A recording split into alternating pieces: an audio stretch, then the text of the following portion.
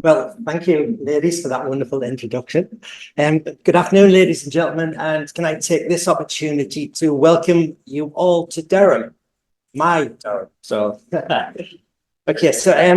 What I want to do in the next 35 minutes is really give you a high-level overview. That's all I can do in 35 minutes. But basically, I'm going to be talking about these objects, small metal finds, typically small metal finds. These objects that I've recovered from the river weir in Durham City. All I can really do is put the site into some form of context, describe, its history that as we know it, talk about how I actually find these objects, and then how we go and research them after that, and conserve them and everything else that we do. So it's not just about finding these objects, it's telling their story. Reading objects. So you're definitely familiar with this photograph, this aerial view of Durham. This is my drone picture that I took last year, and we sort of plagiarized it to make this wonderful ad poster to promote the event. Hopefully in this image, you can see very clearly how Durham City effectively stands on almost an island, this oval peninsula that dominates the landscape down here in the city anyway. You can see Durham Cathedral standing proud up on the peninsula. What you can't see hidden beneath the tree canopy is the old city walls, and actually they are still there in their enormous scale, just hidden away. If you have a spare moment, go off the beaten track and go and explore them. You can see clearly Prebend's Bridge down in the bottom left-hand side there. But tucked away in the far corners are two other bridges, which are the two old bridges of Durham, Framwellgate and Elvet, which I'm going to talk about in a few moments. Just a word of warning, if anybody's been looking at the Met Office, they've sent me a photograph that they took on Monday coming up. So they have this ability to do that and take photographs. And this is what it's going to look like on Monday. So please don't, if you're joining me on my talk, bring some wellies, my walking talk. Okay, so if you're familiar with this aerial view of Durham, hopefully you recognize this map. It's the oldest map that we have of the city. It's an illustration by Christopher Schweitzer, but it's taken from Matthew Patterson's map, and it's dated 1595. And what really jumps out is the fact that very little has changed. You can clearly see the castle and the cathedral standing proud on that peninsula. You can see St. Margaret's Church in the marketplace, which is tucked in behind. The two bridges are very obvious as well. We have Elvet, the bridge on a slope off to the east. That's called the New Bridge. The old bridge being Framwellgate, which is off to the left-hand side. Prebend's Bridge, that you could see clearly in the photographs, then was a wooden bridge, prone to flood damage, as indeed all of the bridges in the north of England were. The only accessible route onto the peninsula was directly from the north, and you can just see a road coming down there. So the paths, the vennels, the paths, the road networks, even the footprint of those tenements, those houses you can see there, remained pretty much unchanged right the way through to the early 19th century. So Durham really, really hasn't changed at all. Just want to show you a couple of paintings, and I think these are sort of contemporary paintings that are really worth their weight in gold. This is one that captures the bottom end of the new bridge at Elvet, and this is where our main focus is going to be. This is by an unknown artist. We think it dates from the 17th century, but we're not sure. But for me personally, this is worth its weight in gold. The bridge itself was built towards the end of the 12th century by Bishop Hugh de la Pucé, or Bishop Pudsey, as he was affectionately known. It was a controversial construction at its time, but shortly after it was built, it was badly damaged. It was literally, the floods came down and knocked the bridge down. So at great expense, it had to be rebuilt. In order to generate income for the rebuilding, bishops of Durham, subsequent bishops of Durham, granted charters and statutes that allowed the building of tenements, of buildings on the bridge itself. And that accounts for the cluster of property that survived to this day down the bottom end. Those bridges were rented out as places, domestic abode, but also shops as well. In addition, We also have archives that suggest that those recesses on the bridge, these little pointy triangular areas on the bridge, were rented out as booths and bothies, these temporary structures, little stalls. So if you were a vendor or a peddler, basically a market stall holder, you could rent out a little stall, little area down there, set up a little stall and sell your wares to the passing trade. And that's really, really informative because it tells us how objects may have gone on to be lost in the river off the bridge. But this painting is really important for another reason, in that we get sight of the tenements that abutted the river. So this group of buildings down here are really important. They're pretty much still there to this day. On the commercial end at the front, which if you walk down the hill, you would look up and you would, where the city pub is, that's where we're talking about. They're 3 or 4 stories high, but they were really narrow structures. They were typically 18 to 21 feet wide, but they were very long. And right at the very bottom, those buildings that abutted the river, that they were locations that were really useful for a riverside workshop. So if you were a merchant, a member of the Durham's craft and trade guilds and companies, and you were in the business of manufacturing something, and if your manufacturing process required water or river water, this was an ideal location to set up your business. Just imagine the work of a dyer, for example, who would have needed copious quantities of river water. So the clues are in the contemporary paintings. This is another really good painting. It's from Thomas Hearn, one of Britain's most admired topographical artists. And we think this is dated about 1783. The reason I show this photograph, this painting, sorry, is that we see the bridge in its intended original form. So this probably dates from the 14th, 15th, 16th. These are rebuilds. But what you see clearly is the vaulted arches there of the original bridge. If you go down to the river, and you'll see this on Monday if you join me on the walk, when you walk under the dry arch, which is where it is over here, where the Browns rowing boats are, you'll see 2 bridges joined together. So you'll see the vaulted arches of the original 14th, 15th century bridge and the new bridge as well. So Elvet Bridge was widened in 1805, and it went from 18 feet wide to 36 feet wide, as it is to this day. And this is the final painting I want to show you. This is an incredible watercolor by a really talented lady, Louise Ingram Rayner. You do Google Louise Rayner. It seems she traveled extensively around the UK, produced equally stunning watercolors, paintings, sorry.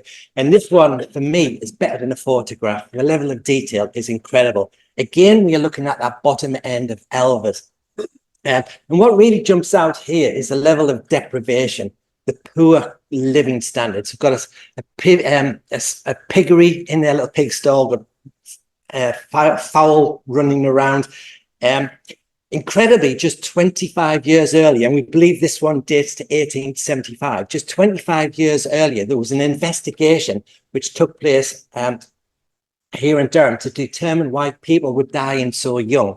And it seems that if you were a male adult living in the new borough of Elvet, your life expectancy at that time was only 29 years of age. And it was the cholera that was killing everybody.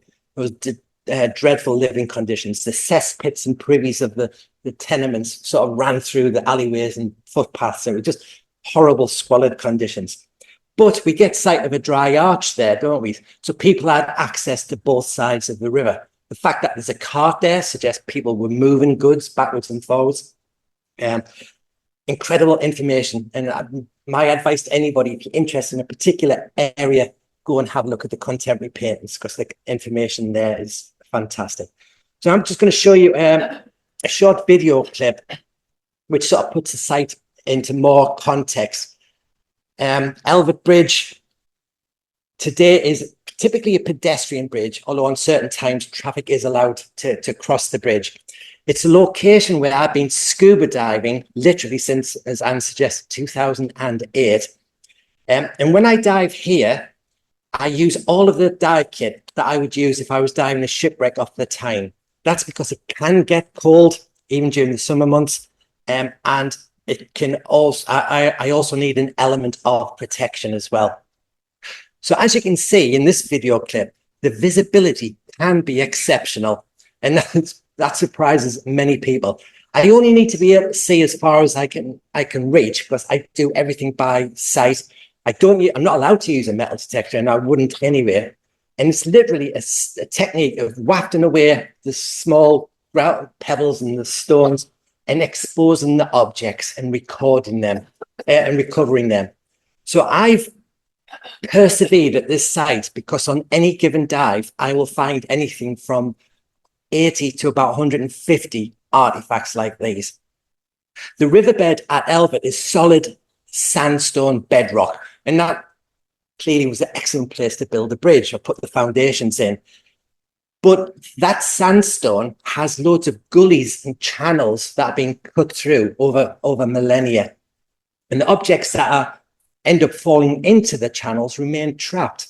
So if they've just fallen off a bridge and hit the water and vibrated, fell to the bottom, they remain there. And on this little clip here, you can see how I've excavated a gully. And right at the bottom is the flat bedrock. And I'm meticulously wafting away and moving the small stones to recover objects.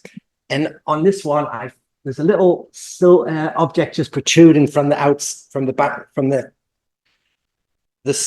bedrock, the soil, riverbed, and I've pulled that. I'd be delighted if anybody knows what this object is. See how good archaeologists you are. Just shout out. Some needles anymore? Because that's not right. Bodkin, yes. There it is. Solid gold bottle. That's what it is. Solid gold. That's interesting. I didn't get any oohs and ahs there. Because it's not solid gold. It's brass. It's a brass bodkin. And this is what you're actually looking at. This is the very same object. You can see actually how it tarnishes when it comes into contact with air months later. But there's a young, wonderful 17th century painting of it by one of the Dutch masters of a young lady. And she's got, just see it in the bodice there, an almost identical bodkin. Very simply, it's copper alloy, just cut into sheet and just folded over and held together by a very small rivet. That on that video clip was a tiny little object which I had on my glove. That was actually an apothecary weight, which you can see in the bottom right picture there. Tiny little objects, that's less than a centimeter in diameter. So to date, at Elvet, I've recovered 14,500 small finds like these. Okay, it's an incredible collection. It's been described as the largest collection of late and post-medieval finds in the northeast of England. It's a unique regional and national resource. The objects themselves, what jumps out is their level of preservation. These are in incredible condition when I recover them. And that's probably because they come from this anaerobic layer where there's virtually no oxygen, typically a meter beneath the riverbed. They don't seem to move very far. They get entombed in their little gullies. These objects themselves are the everyday material culture of the citizens of Durham. Going back to the time that Elvet Bridge was built, only 3 objects that I found predate the 12th century bridge. One of those is a Roman Pontius coin. We think we've got an Anglo-Saxon bracelet, which is really exciting, and an Anglo-Norman buckle fragment as well. But typically, everything dates from the time of Edward III, Edward I, second or third, that sort of period. One of the big revelations is that these objects come from all over Europe. And that is a striking revelation. You can imagine Durham, if you've never been here before, as this bastion far off in the northeast. You know, build a castle there, protect the rest of England from the Scots. But actually, Durham was at one with the rest of Europe. Whatever the trade and the fashion was elsewhere in cities of European and London cities, it could become available in Durham, and that is evidenced in the small finds.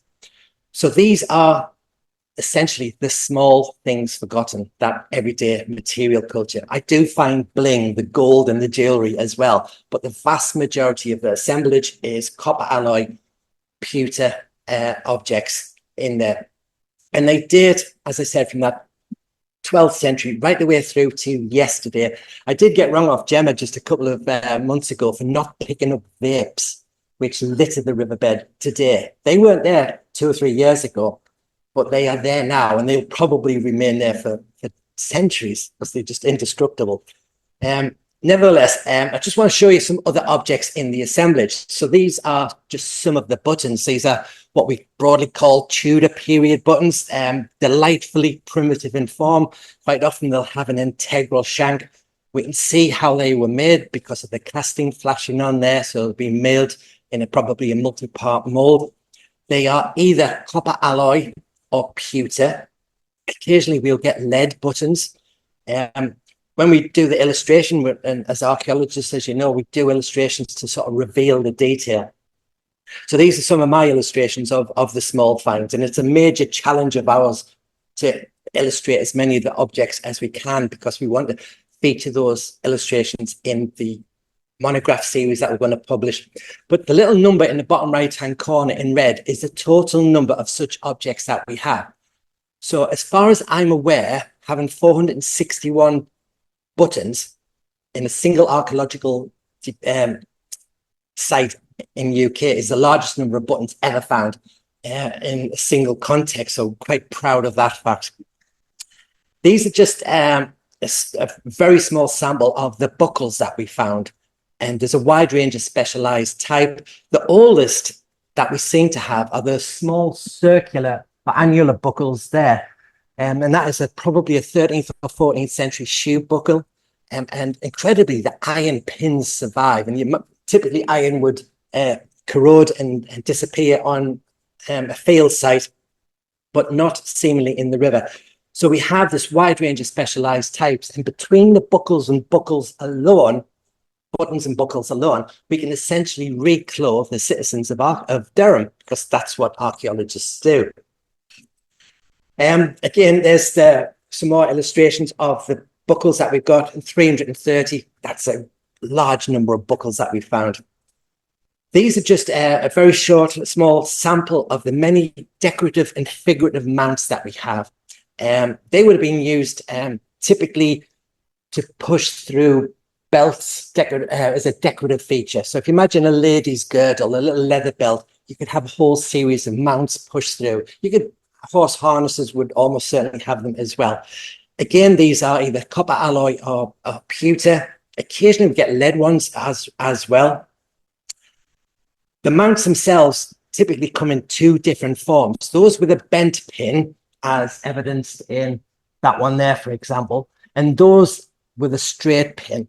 So if you push it through a little belt, a little girdle, and you bend it over, you hammer it in to lock it on, you would suggest that it's come from objects that have been clothing that has been lost or discarded in the river, but not the straight ones. And it's about a 50-50 spread in terms of straight shanks and bent shanks.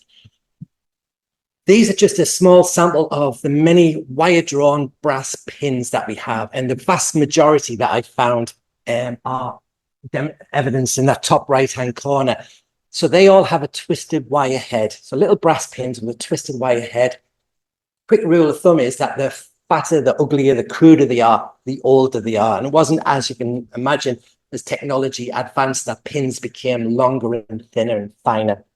So in that video that you saw just before, you saw me struggling to pick up a single pin. And it's really difficult when your hands are cold and you've got thick neoprene gloves on.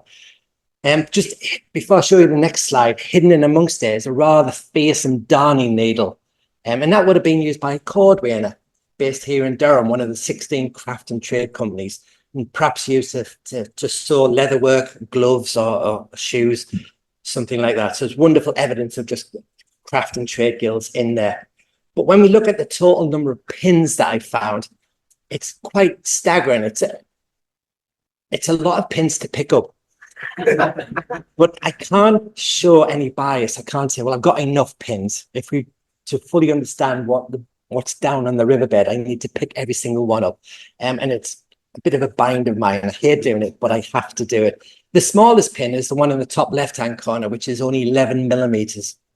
And then the longest one is, you can see the longest one there, which is 197 millimeters. But the big question is, who was using these? Were they being sold, offered up for sale on the bridge in those booths and bothies I referred to earlier? Or were they being purchased by women who would use them in their headdress and elsewhere on their clothing? Or were drapers and tailors using them as part of the manufacture of clothes? We're not 100% sure, but there's a wide range of different types and many with decorative heads as well, which is very interesting. These are typically small lead trade tokens, and we've got 155 tokens. You find these all across the UK and probably all across Europe as well. The typologies that we see here in Durham are what you get everywhere across England, across the UK, and we use Powell's classification to classify these objects. The most common one that I found are those with an anchor device. I found more anchor tokens than any other. That suggests a maritime connection. Might be a good logo for the anchor project going forward. Were they being used by perhaps a ferryman to pay for the ferry going across the river? Of course, we'll never know. Or they could have been used in a pub called the Ship or the Anchor that was selling ale in Durham. The one in the bottom right is the largest lead seal that we found, and it has what clearly is a stylized bird on there. For me, it's a duck. Just above it is some letters, and we make out M-O-R-T with a retrograde R in there, and that means dead. So was there a pub in Durham called the Dead Duck? We literally will not know. Hidden in there as well, we've got this object there, and that's a 17th century copper farthing. And these are incredibly rare finds for Durham. We do know that 16 different types are recorded, but I've only found 2. So they're very rare finds. This particular one states William Wilkinson in Durham, 1661. And again, it's this evidence of the shortage of small denomination coinage. Nobody had enough small change to pay their labourers or to buy goods, and that's why these objects were being manufactured in the first instance. The oldest one is the one in the top left, which is typically the cross and pellet type series, and probably they are 16th or 17th century. We're not really sure, and the rest are probably 17th, 18th century. These are objects that I'm really fascinated in. They're all associated with textile manufacture, taxation, and trade. It's a good title for a book, that. The 3 circular ones across the top right, are lead spindle walls. They would have been used in conjunction with a distaff to spin wool. We've got 54 of them, the decorated spindle walls. The spiky little iron pointy things down on the right-hand side are all wool comb spikes, and they would have been used to align the fibers of raw wool. So before the wool was spun, you rake the spikes through the raw wool, and it would help align the fibers. We think many of these would have been used on flax as well. The production of linen was something that was significant here in the north of England during that period. The 3 pointy things on your left-hand side there are all bone pin pointers. And when you look at these through stereo microscopy, you can see the knife marks where they've been whittled down, and you can see little lines. And these would have been used by a weaver on a loom, either to lift up the weft thread, which ran horizontally, left to right, or the warp thread, which ran vertically, just to shove the shuttle through. And it seems that these were all made by, all taken from dog leg bones. So I always feared for the whippets that used to run around Durham during that period.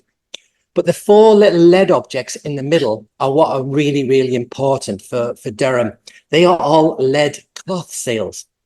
So lead cloth seals come in all sorts of different shapes and forms. In England, from the time of Edward III, if you were a weaver who was producing cloth to sell, you weren't allowed to sell it unless it had been inspected first by a crown, or in Durham's case, bishop appointed official. Those officials were known as alnagers. They had the power of entry. They were very unpopular men. They would come in and inspect your cloth. It had to conform to a specific standard. The quality had to be really good. It had to be a specific width, a length, and weight. And if it passed all of those tests, the alnage official would take out a blank seal, and there's a blank seal on the top right-hand corner there.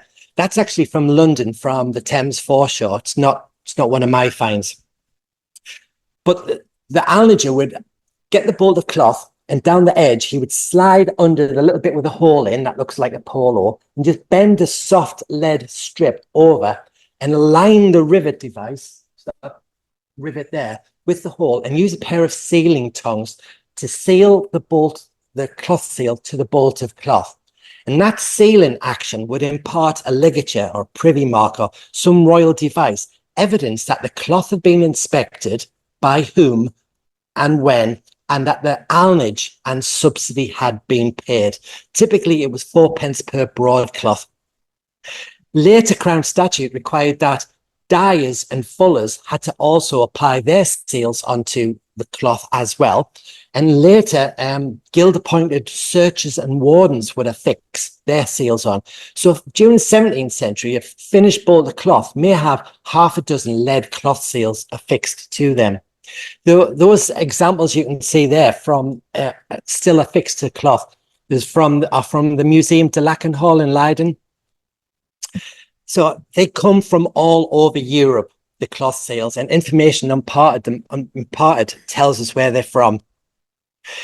I'm being able to plot on the map the provenance of many of them, and what is really important for Durham is the fact that the cluster down in the bottom over here in the Flanders and Brabant region of Europe, those are some of the earliest cloth seals ever found in England. They date from the 14th and 15th century, and nowhere in Durham's history books are those textile production centres ever referred to. It seems they used the river network to transport the heavy bolts of luxury woolen cloth down to Amsterdam, across the Channel, and they would be offered up for sale in London in the cloth hall. Eventually, they found their way to Durham.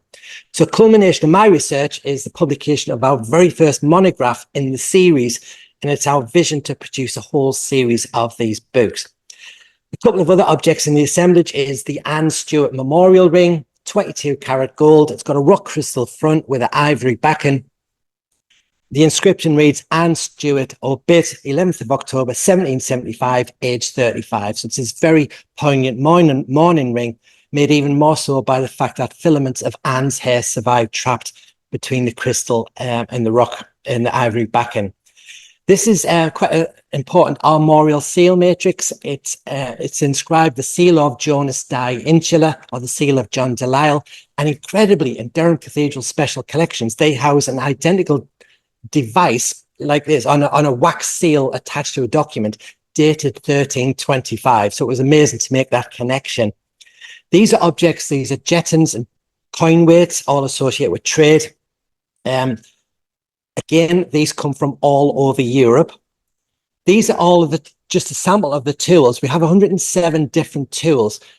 All of Durham's craft and trade guilds are effectively represented in the tools that we have. So the work of the plumbers, the pewters, the barber surgeons, the goldsmiths, the stonemasons, their tools are there. And that is evidence that those tenements were supporting riverside workshops down on the riverside. But for Durham, this is the most important group of objects, in my opinion. These are the pilgrim souvenirs, the pilgrim signs. And these are incredibly rare finds for Durham. These objects add to the theory, or strengthen the theory of the deliberate disposition of religious objects into a watery context. They all date to the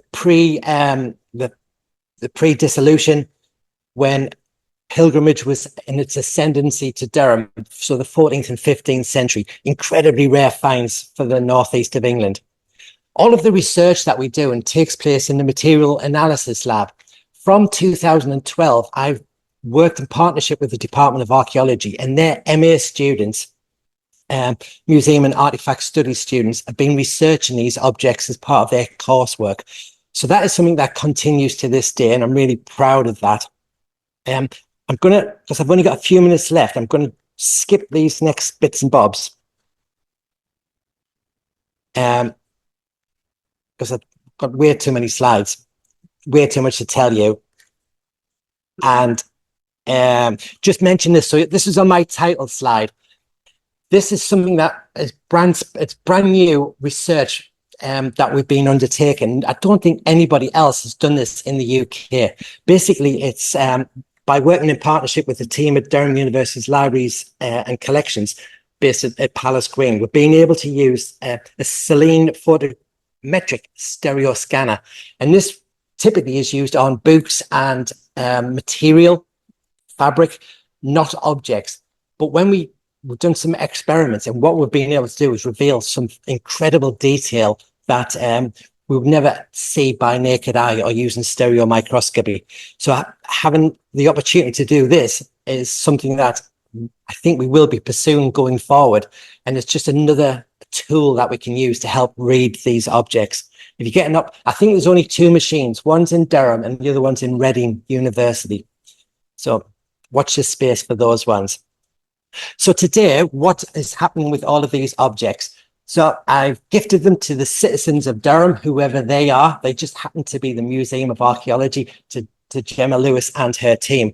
But it's my vision as the person who's found all of these, that not only do we publish research and publish them as best we can, but also have them on display in museum exhibitions. And I'm proud to say over the last 10 years, we've had several exhibitions been really successful, and these are just a few of the posters, and hopefully those that were here yesterday got to see several of the objects. So for me, that's what it's about: publish them and let's get them on display. Let's tell their individual stories, and that is it. I've just been told to finish now. So thank you very much.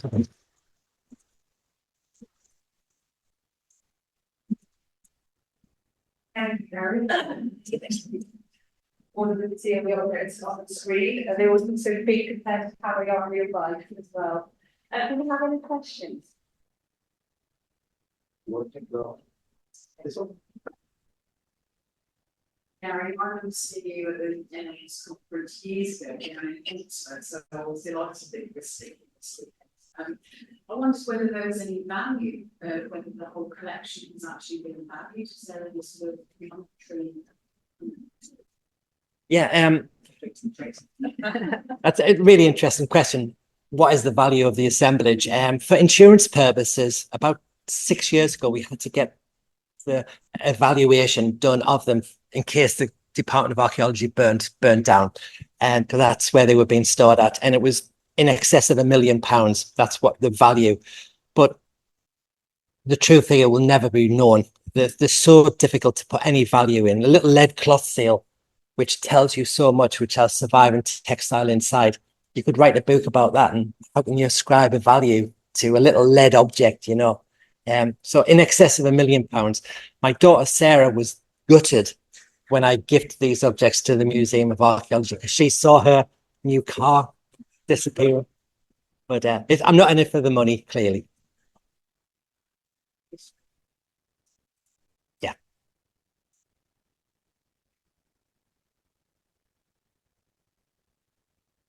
Thanks very much. That's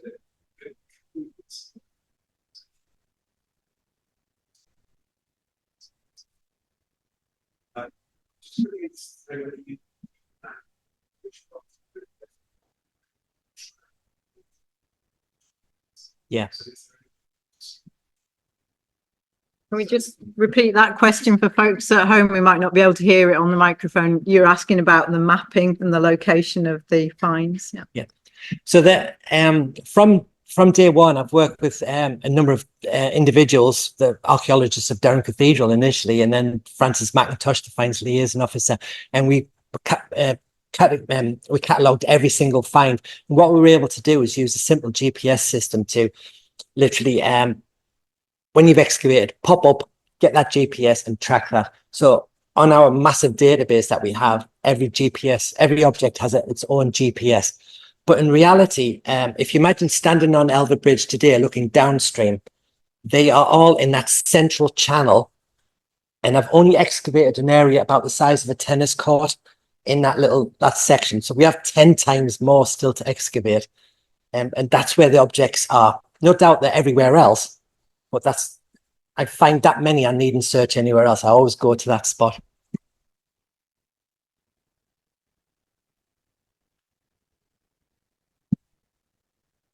So Gary, in the left field observation. Years and years ago, my lady grandmother always used to say, she went to the haberdashers, they haven't got any spare chains, they'll give them twisted pins, and it'll be spread people's chain.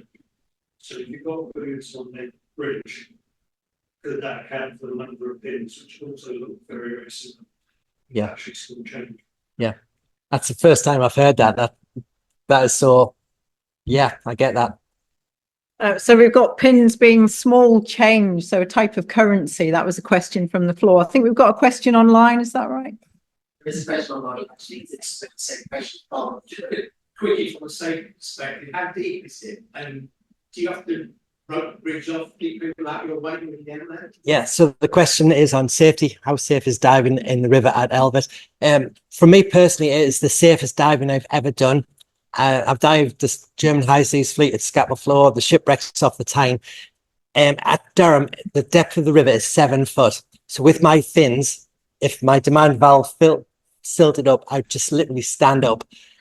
My biggest threat is diving during winter months with demand valves freezing up, but also being struck by vessels. So I try those 8s come hurtling through.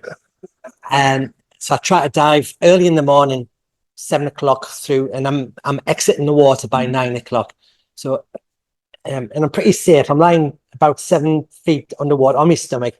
I'm not going to get struck by anything. If I use a marker buoy, it would get hit by one of the rowing boats. So it's best just to be quiet, just discreet, get down there, do your dig, and get out of there. And obviously, at that shallow, you don't get nitrogen narcosis or the bends. And I'm underwater for 2 hours, so hypothermia is a big threat as well. What inspired you to start doing it? So what inspired me to start doing it? So I'm a qualified sub-aqua diver, British Sub-Aqua Club and dive leader. I've dived extensively around UK inshore waters and the Egyptian Red Sea. I've been doing that for about 35 years. In 2007, on an idea by a suggestion from my wife, Angela, why don't you go diving in the river? You're sure to find something old. That's what I did. And on that very first dive, I didn't mention it today because it's not Elvet Bridge, but we dived underneath Prebins Bridge. And my brother Trevor and I discovered this incredible ecclesiastical gold and silver hoard that belonged to a former Archbishop of Canterbury. And that's what got me into this, as you do. Right. Thank you very much, Gary. Can I invite everyone to thank Gary for such a good talk?